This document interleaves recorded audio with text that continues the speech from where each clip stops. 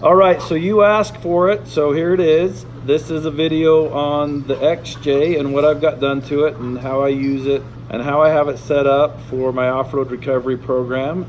It's kind of hard for me to do videos like this because I have no experience doing it, but I hope it turns out good enough that you guys don't tune out.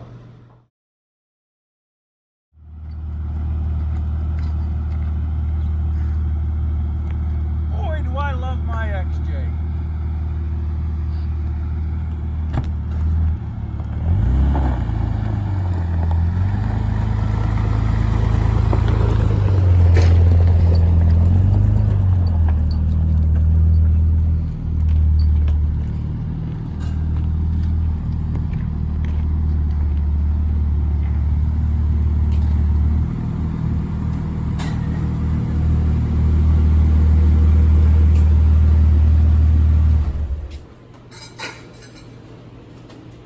All right, I don't know how to start this.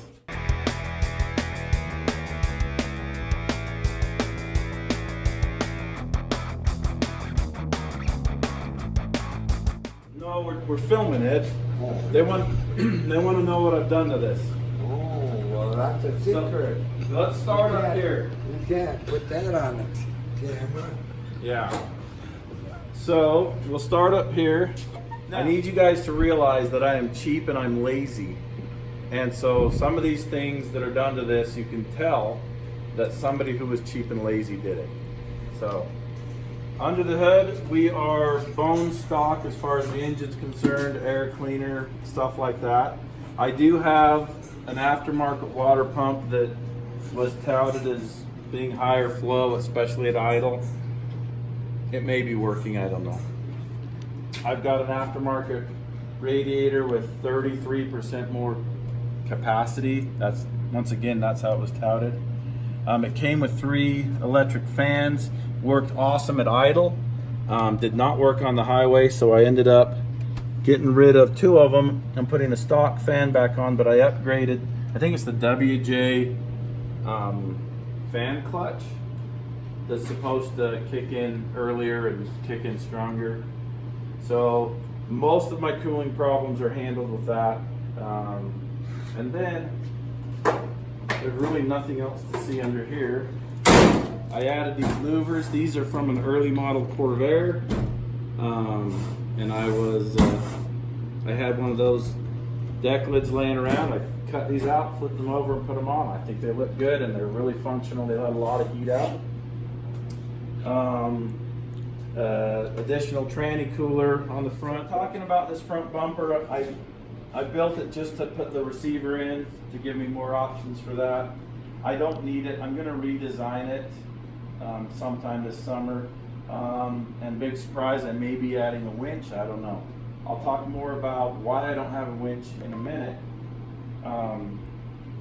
But that's all that I've done there. Now I do all my own fabrication right here in this shop. I really enjoy engineering and fabricating.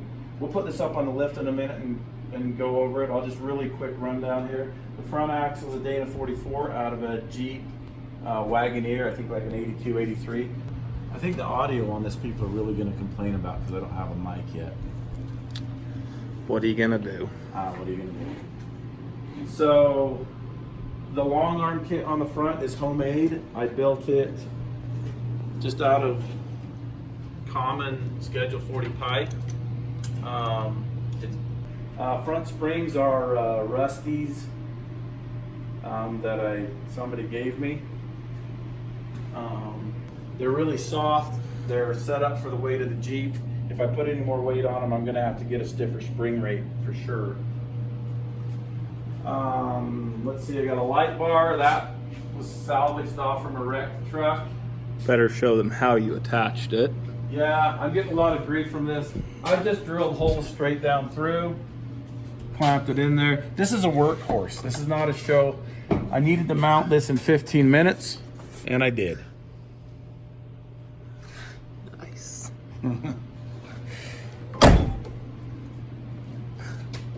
These fenders are homemade fenders. I traded Eric. Eric had a XJ that had these on. I think he said his cousin built them or his cousin had them built. They work great for this. rear axle, as near as I can tell, is out of a 1968 to 70 Chevy ambulance, like a station wagon ambulance.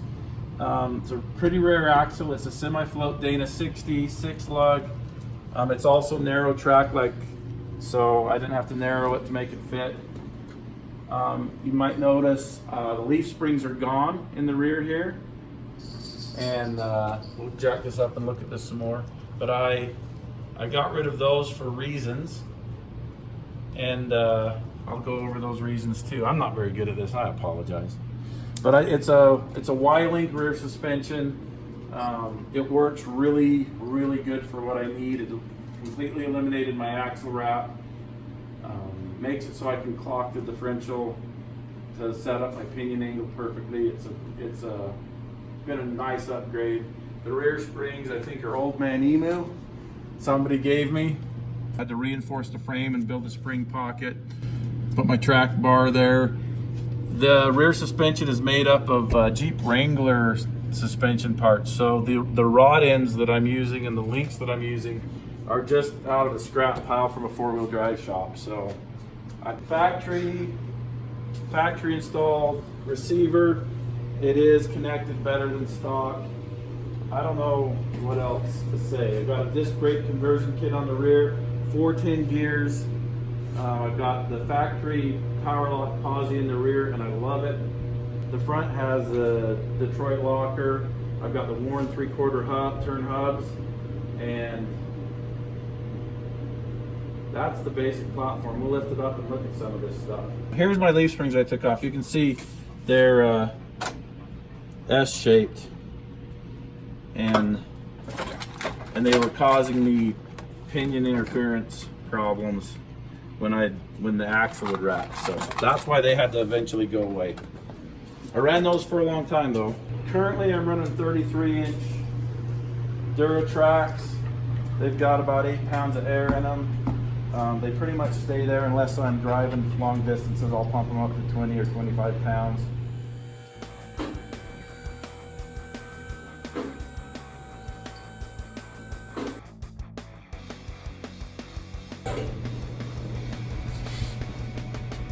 There we go, the Los Angeles, some sort of sports team, I guess. That's probably 29. All right, so up front here, is that washing out? Do we need to shut that? Go over this front suspension. Like I said, this is out of like an 82 Jeep Wagoneer or Grand Wagoneer, so it doesn't have the disconnect right there, so that's something I don't have to hassle with. I welded all these brackets on, and I'm using this Ford style bushing here. I might be the first person to ever do that, but it works really good, and it makes it so I can adjust my pinion angle, caster angle.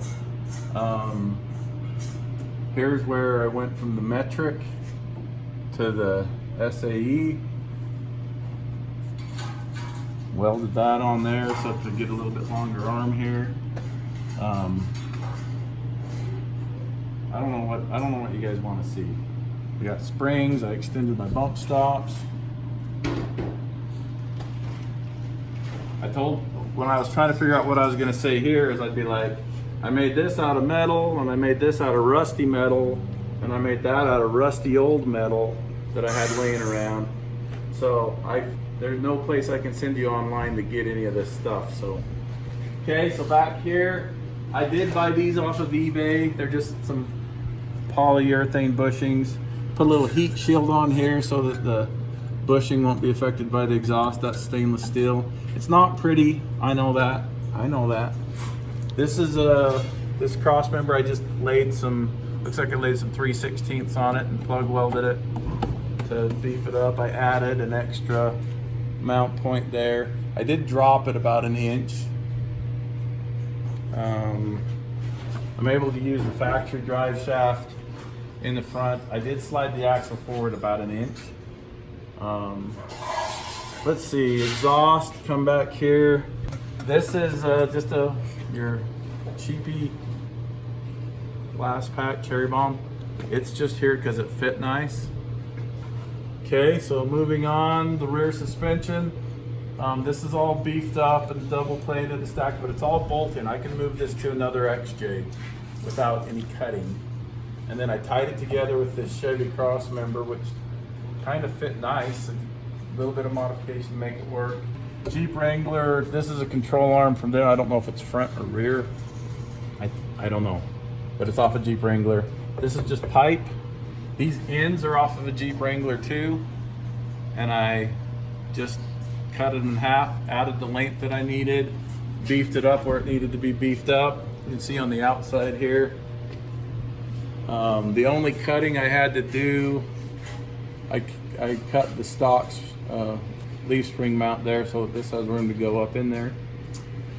This is an aftermarket track bar that would have been for the front of a Jeep, but I took that link from the Wrangler, and this is actually both ends of the opposite ends of the same rod, so they bolted together and I was able to weld them up there.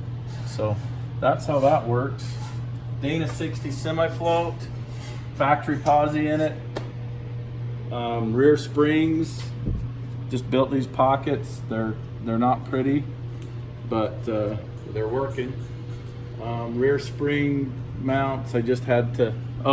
I built this for a shock mount. There's a lot of work just to relocate the shocks, but I needed to move them out of the way so that I could clear the track bar and the springs and all that would work. So I built this, and like I said, it relocates. Oddly enough, I didn't do a bar pin eliminator after all that work, so somebody can chew me out for that.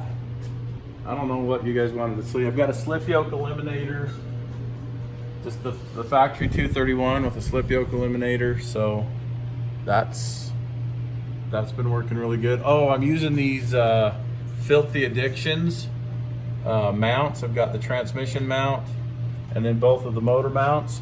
With the stock mounts, when I'd be pulling hard, my whole engine would shift forward and punch my radiator. It never made a hole, but it did. You could see where the fan was kissing the radiator.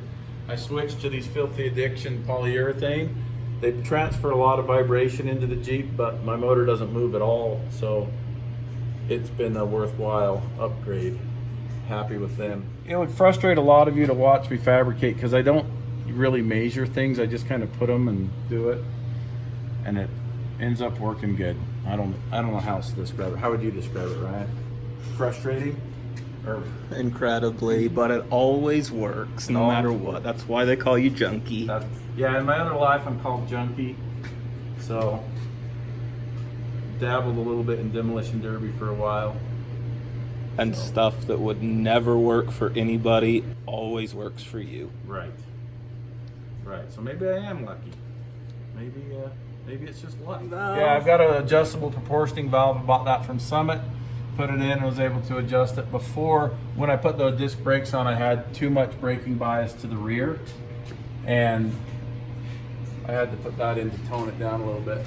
So I'm going to replace these bushings with Johnny joints because I don't have a lot of articulation in the rear right now, and I don't need a ton, but I need more than I've got just to make the ride smoother. So I'll leave the rubber bushings here and here, and then here on the Y-link I'll put a Johnny joint right there. So the frame stiffeners are on the bottom and the side of the frame. They go around to there. Boy, I'm bad at this. And then one little one up on the inside that goes up. Put this on there so that I can get my fluid level up to the right level, even though the differential's cocked back. Rock crawlers are probably going to cringe at that, but I got to hit it on something to break it off. So there's a couple things I mentioned I would talk about later. One of them was the winch. Why don't I have a winch? The number one reason I don't have a winch is I never need it. And it's a weight penalty for me. I'm thinking about adding a permanent winch to the front when I redesign the front bumper. I'm going to be going up to 35-inch tires, and so I figure that the larger tire for flotation will cancel out the added weight of the winch up there. And if I redesign the bumper, I might be able to add the winch without actually gaining a bunch of weight, because I can get rid of a lot of that front bumper, and it's cantilevered out there pretty far. So that's something that's coming in the future. But talking about weight is super important to me for what I do. I just need to be able to float on top of stuff. So anyway, I hope you liked the video. I can do some more updates as it changes. Those of you that own Jeeps or other project cars know that they're constantly evolving. It's not going to be the same next year as it was this year.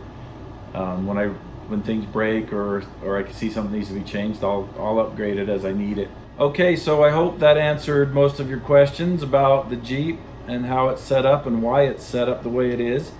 And I really appreciate you guys tuning in and watching. There's the cameraman.